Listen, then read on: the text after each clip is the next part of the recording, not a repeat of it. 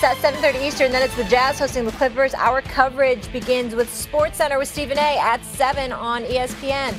And then Saturday, number 15 SMU looks to stay unbeaten against number 24 Memphis, 7:30 Eastern, 4:30 Pacific on ABC and the ESPN app. The 8th-ranked, once beaten Irish of Notre Dame and the Wolverines of Michigan. Charbonnet cuts back and scores! Michigan stretches the lead. Haskins has been the weapon, and he's in the secondary, hurling tacklers and knocked down, and hit as he throws for the end zone. Sliding catch, it's Peoples-Jones. Touchdown, Michigan. Wilson busts a tackle into the secondary, has some blockers, cuts it back and scores! And Michigan is mauling Notre Dame. Head scratcher for the visitors from South Bend. Dominant performance on both sides for the maize and blue. Seems the luck of the Irish has run out in South Bend. How about Jim Harbaugh getting the big win? Paul Finebaum in the house. Good to see you as always. Thank you. I feel like there's a lot we need to get into today, so I'm Speak- going to move fast. Yeah. Speak up, Paul. I mean, that's Jim Harbaugh there celebrating big victory. Speak up, listen Paul. to We this need to guy. hear from you on this one. I'm going to be benevolent and not crack right back at you, Stephen A. But I've got some tapes here, some things you've been saying too. Listen, yes. I don't want to take anything away from beating Notre Dame. That's nice. But until Jim Harbaugh beats Ohio State, I'm still going to be suspicious of his talents at Michigan, and I bet you are too, Stephen A. Paul, what about the fact that forget, like we're all saying, oh, well, the one thing you got to do is beat Ohio State. What other win does he have since coming back from the pros? Like, this is clearly his best win, right? I can't think off the top of my head of beating an undefeated team, a top-ranked team. Like, what? This Well, no, I mean, already. I mean, let's talk about this year. He went down to Georgia and got lost by a touchdown. The last time we saw him in a significant game, he lost at Ohio State a couple of years ago, like last year, badly. I don't want to harp on Jim Harbaugh because, Michigan fans think they've just discovered a cure for polio because they beat Notre Dame. Listen, I'm happy for your Wolverines. I mean, It was a beatdown, Paul. You put that next to the 1.5 national championships you've won in the last 70 years. Shade. I mean, Alabama won a national championship last week, I think. Pure shade. You know who's throwing shade at you? Urban Meyer's wife, Shelley. Have you seen Twitter? I saw it. So you came out with some fiery comments about Brian Kelly's future potentially at Notre Dame. Maybe Urban should go there. Talk to me on all this. Yeah, I mean, all I was saying was after Saturday night, it's pretty obvious that Brian Kelly is never going to win a national championship at Notre Dame. Listen, he lost by 28 to Alabama a couple of years ago in the national championship game. He lost by 27. That's an improvement. To Clemson last year in the college football playoff. We mentioned the Georgia game. And let's be honest, he's a good coach. He was National Coach of the Year last year. But he's not Urban Meyer. Urban Meyer has won 3 national championships and threw away 2 or 3 more. All I said was, if Notre Dame was wise, they would buy Brian out. Let him go to the NFL. I'm sure he could, ruin some franchise there, and bring Urban Meyer in.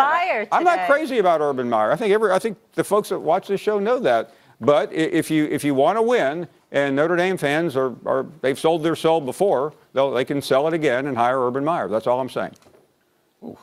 Well, my response to that would be the questionable health. The question, Max, I'll let you go, but the questionable health of Urban Meyer. It seems like every job he's been at, but there's some health issues that prop up. He's not getting any younger, and none of us are getting any younger. That would be my lone concern. And even though I know Urban Meyer is great, he's phenomenal as a head coach, and he'll win anywhere he goes. There's a whole bunch of coaches, Paul, that are damn good coaches that just ain't gonna win a national championship. So I don't know if I'm about Brian Kelly. But we're not talking about Michigan but for here, Urban Meyer, we're not talking about Michigan here, Stephen. We're talking about Notre Dame. There's a little bit of difference in terms of their self-worth. I mean, Michigan fans are happy with moral victories. Notre Dame fans, think Knute Rockne and Ara Parseghian are still coaching there, and they expect to play for national championships. And they may play for them, but they're not going to win them under Brian Kelly. That's my only point. I think your point holds water, Paul, especially when you consider, like, if you look at the fortunes of Ohio State, for example, in the last couple decades, or even the last 10 years, versus Notre Dame. It's not like one's warm weather, one's cold weather. If anyone has an institutional advantage, it's Notre Dame, which has a national following still. It's interesting. If you go back to 2005, Urban Meyer was wooed by Notre Dame. He chose Florida over Notre Dame, and there's a lot of controversy about why. Some people maintain that Florida out-recruited Notre Dame. Others will say that he really wanted the Notre Dame job. He was on the staff there. He's on record as saying it was his dream job. He had a clause in his contract he could get out to go there. But the word was that they would not budge on academic admissions. Now, I have a hard time believing in 2019, with all the things that Notre Dame has done that make you want to go ooh in the night, that they would deny a chance to get a really good coach. And by the way, he's not the only coach out there. He's the only coach out there that's available with national championship credentials. Oklahoma, meanwhile, falls to Kansas State. What are their playoff hopes done? They're done. There's virtually no way back. And I know the people at the stats department will come up with a small percentage. But you don't lose a game like that, and they don't have a path. Their big win is over Texas. I mean, Texas is throwing up all over the state right now, and they do play Oklahoma has Baylor coming up here in a few weeks. That would be a really good win, but it's not enough to get them in the playoff. They will not trump a one-loss Alabama, LSU, or even a one-loss Penn State or Ohio State. Let's talk about LSU. I'm surprised Stephen A. hasn't brought this up yet. You know how I was getting ready to, but go ahead. Alabama, yeah. What do you think? Do you think there's a chance that Tua will be back? I know they both have a bye a week from Saturday. We got a lot of former LSU players running around here. It's going to be a big matchup. I believe he will be. Nick Saban's been very upbeat in talking about his return, and I'm certainly not a soothsayer, but I bet he's going to be in the game. And it gives Alabama, obviously, a much better chance. I mean, Mac Jones looked great against Arkansas. Max Kellerman would look great against Arkansas. And I just don't trust him to beat LSU. I mean, Joe Burrow right now, Stephen A. and Max, is the best quarterback in college football. And there really isn't much debate. I mean, Tua certainly could make a claim for that. Jalen Hurts has been fantastic. Fields has been fantastic. But I was down in Baton Rouge the other day, and Joe Burrow is the real deal. Get back to well, he's the real deal so far. We'll see what he looks like when he goes up against the Crimson That's Tide. Let me true. say that. But I do need an explanation from you, Paul. I mean, listen, why is Roll Tide? Why are they number 2 in the nation in the AP poll? How come I saw you on TV the other day having LSU ahead of Alabama? How did this happen? I mean, I think I saw one of you guys had Alabama at number 3 behind LSU and Ohio State. How? Stephen A. has Alabama 1, 2, 3, 4. You know, Stephen A., unlike you, I don't have that SEC bias. So, I have Ohio State number 1. Paul's really on fire today. I love spicy Paul. Because I think Ohio State's the most complete team in the country. I think LSU is next. And listen, I know, as everyone knows, that game will decide a lot. I think the College Football Playoff Committee, when they come out of their cave next Tuesday night, is going to have LSU number 1, and they may very well have Ohio State number 2 based on what we've seen. Alabama doesn't have a good win, Stephen A. I mean, their best win of the year is getting you as a speaker back in August.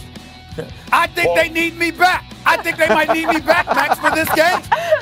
I think they might need me back. I mean, they haven't.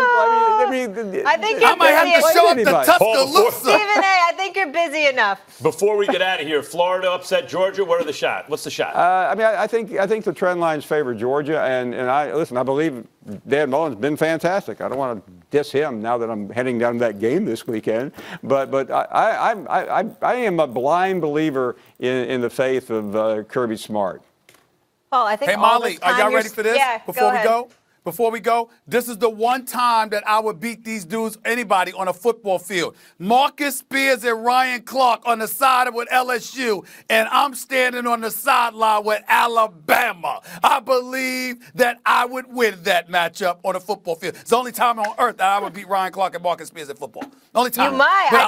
I bet you those two are going to try to be at that game. That is for sure. They ain't going to show up. They scared. No. Marcus Spears and Ryan Clark is scared of what's going to happen to Marcus LSU. will have to work on Saturday. They don't appear He'll to definitely be have to be working. Yeah. Stephen A's, you're going to be in a sling again, Stephen A.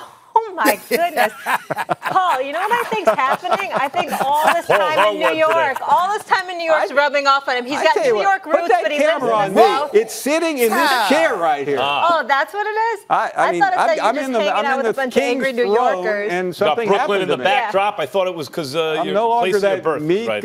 introverted kid from Alabama. No. Oh, Hey! my God. Roll Tide. My goodness. All right, Paul, appreciate you. Is Anthony Davis already the best teammate LeBron has ever had? It's about to get heated at this desk. Don't go anywhere. We live in this world where either you're a villain or you're a superhero. You lame, can't play this game. It's the weakest move I've ever seen by a superstar. It's Golden State for Kevin Durant. Durant drives and finishes. Kevin Durant from downtown. The back-to-back NBA Finals MVP. Kevin Durant's at that place where the all-time greats get, the crossroads of physical and mental superiority. Durant goes down holding his leg. He's a good teammate. He's a good person. It's not fair. How devastating is this injury to Durant's career? Y'all know who I am. I'm Kevin Durant. Talk about tilting the Eastern Conference. That's a championship team right away. Say that you a baller. You lame, can't play this game.